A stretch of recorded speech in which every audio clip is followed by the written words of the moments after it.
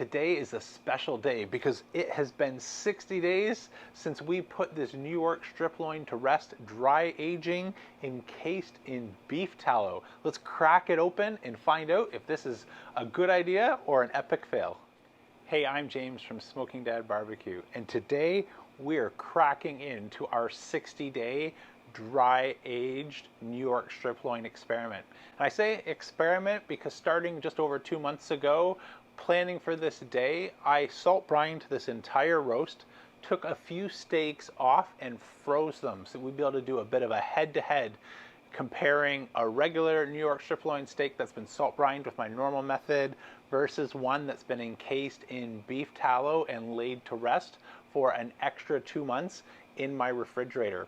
Now this is no ordinary beef tallow. I have an entire video dedicated to it if you want to see the complete process, but the Coles Notes version here is we rendered down our own leftover fat and then infused that with garlic, rosemary, thyme, aromatics in order to really amp up this beef tallow. I've used it in a couple other videos, whether it's injecting a steak or I've done a few briskets for friends and family with it, and it really has been surprising how some of those aromatics and things like the garlic carry forward in the most pleasant way. And I'm hoping that we get some of that same benefit in today's dry age experiment. Now, there are plenty of videos where this has been done with butter. That's a very common technique. And so some of the reasons that you would dry age in butter or beef tallow is to not only get the benefit of dry aging where you're increasing the tenderness and that beef flavor, but there's usually, I hope, a little bit less waste because you're protecting the outside edges with our casing, and that means less beef that we're gonna have to discard in order to get down to our dry aged steaks. That's the theory at least, and we'll find out if we can taste any of the difference or if the beef tallow and those aromatics add anything to really amp up the flavor.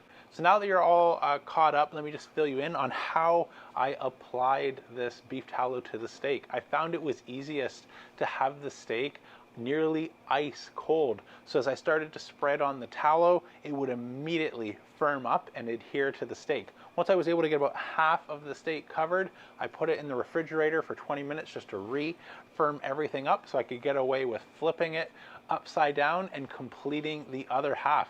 That's it. So after a few minutes of work, it's been left uninterrupted, sleeping in the refrigerator in the garage for the past 60 days.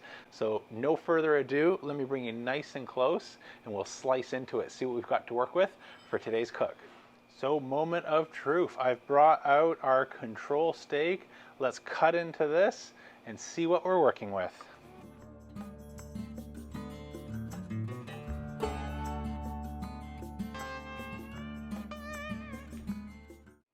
Well, I like what I see, and more importantly, touch. You just get really close, you even just touch the fat, and it is so soft and melting away, and that is a signature sign of a great dry age. So I'm gonna go really fast forward here, get these out of the casing, discard that, see if we need to do any trim, and then I'll be ready to show you the two steaks side by side for a size comparison, and we'll be ready to fire up the grill.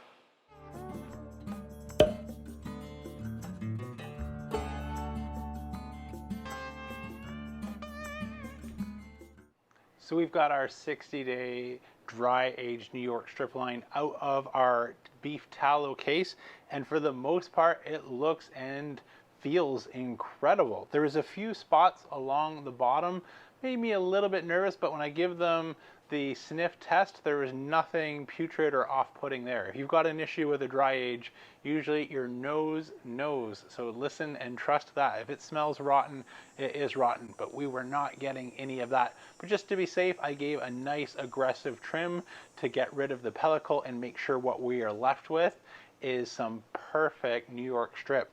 Now, handling this feels incredibly tender, and I'm almost wondering if I could cut this with a fork. So let me bring it nice and close and we'll do a quick tenderness test here. So butter knife is what I found in the pantry instead, but let me just go see how a butter knife does at cutting off a piece here. And with no effort at all, we are through this with a butter knife. It just feels so incredibly tender. If I contrast it to this where it still has some bounce back and give, this just feels incredibly, incredibly tender. So I hope it cooks up near as good as what it looks right now, but let's fire up the grill and get these on. To set up our Kamado Joe, I'm going to go with one of my favorite setups for these style of cooks, and that's where we're going to use our soapstone as both our heat deflector as well as our inferno mode sear surface. So to pull this off, I like to add some fresh charcoal to the back. So I've opened up a fresh bag, Jealous Devil, and packed all my coals towards the back. There's really no wrong way to do this, left, right, front, back, but I found the tendency in a Kamado is for the air to want to move to the back. So rather than fight against nature, I just join it and participate in how it likes to work with those coals at the back where the natural air draw is going to be coming in. Using my grill torch, I want to start a nice concentrated fire in the middle and wait till I see some of those coals ashing over. Using this 400,000 BTU torch, that's only going to take about a minute or so, but if you're using lighter cubes, or another method, just wait till you see some of those coals start to ash over so we get the nice clean smoke taste from Jealous Devil rather than maybe some of that off-putting, chemical taste some have described, which you may get if your coals are not fully ignited. Another way to, again, make sure we've got fully ignited coals is just to make sure the dome passes the hand test where it becomes hot to touch and we know we're getting nice clean combustion. So for our setup, I just used a spare cooking grid. I won't need it for extra support. Place that on the bottom with our divide and conquer rack in the lowest position, and then installed the soapstone above that. That's going to be our heat deflector, and then later on our sear surface. And then with my spare second cooking grid, I put that on the top of the divide and conquer rack. And so this is going to give us a nice indirect zone while we're cooking somewhere between 270 to 300 degrees Fahrenheit. And then later on, when we want to go to inferno mode and crank the vents all the way open, we'll have a nice hot surface. I expect with a half basket we'll probably only see 500 to 600 degrees max on the dome, but I'm curious. I've picked up and ordered myself a brand new ThermoWorks infrared thermometer. So not only is it like the MK4 that I have actually two of, I'm able to get a quick read on the meat temperature. I'll also be able to see how hot our cooking surface is, and I'll share that with you if it's able to pick up a good signal. So all we have to do now is wait a couple minutes for our grill to pass the hand test, come up to temperature, which gives me an opportunity to install the meter probes to help track today's cook. I'm going to set an alarm for 117 degrees Fahrenheit, which is right between my 114 to 120. Based on how these were feeling so tender, I don't think that fat's going to take a long time to render down since it was melting in my fingers just with the heat from touch. So that's the game plan. I'll rejoin you in a couple minutes once we're up to temperature and we can throw these steaks on the Big Joe 3.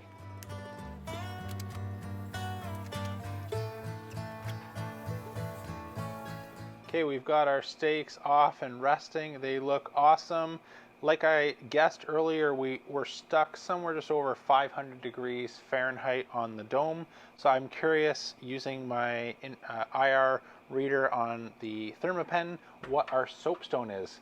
I saw a mad scientist get one of these and I've wanted one ever since. So let's go ahead and hit that. Perfect. Looks like 674. So that is going to be awesome for our sear. So let me reposition the camera and we'll go for our sear. Start with our control, then our dry aged.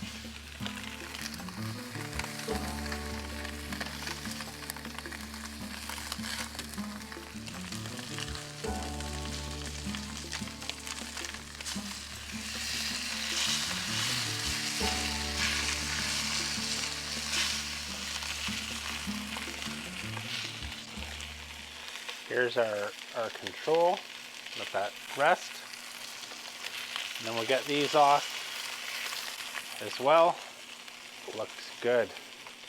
So this is our control. These are our beef tallow dry age. Let's cut them open and see how they look. Looks good.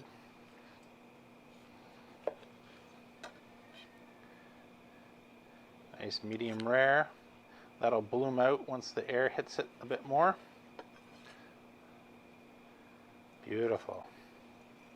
these just cutting feel more tender than our control, but we'll see if that's just my imagination.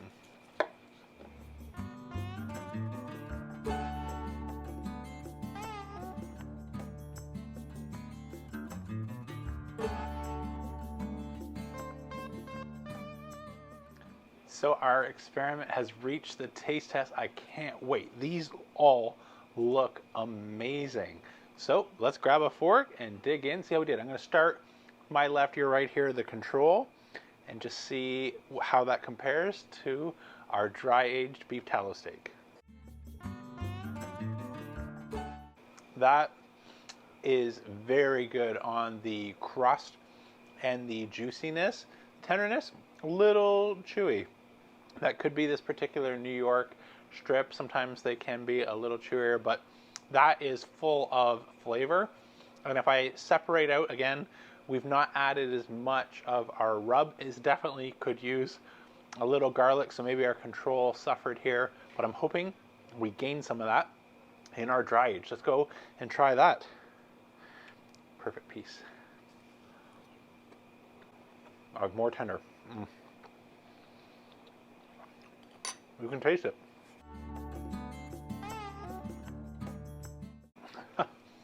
I was not prepared for how immediately and clear some of those tastes would come through on our dry aged piece. I'm going to do each one again now just with a sprinkle of smoked salt, see if that helps enhance anything, and we'll do our wrap up here. So let me just get a little bit of Maldron smoked salt. I put all my favorite pantry salts in a link down below if you like. This is one of the top 3. I like Diamond Crystal for dry brining, and Maldron smoked salt as Fleurs and Fleur de Sel as my table salts. So let me go ahead and give this another taste test. We'll go back to our control. Salt definitely just helps enhance the flavor. So now I don't feel like I'm missing quite as much as the first bite, where it was a little bit light on seasoning. Didn't help, obviously, the tenderness. Let's go ahead and try our beef tallow dry age. That's remarkable. I'm shocked that we're able to actually pick up on those light flavor ingredients. This is just cased with tallow.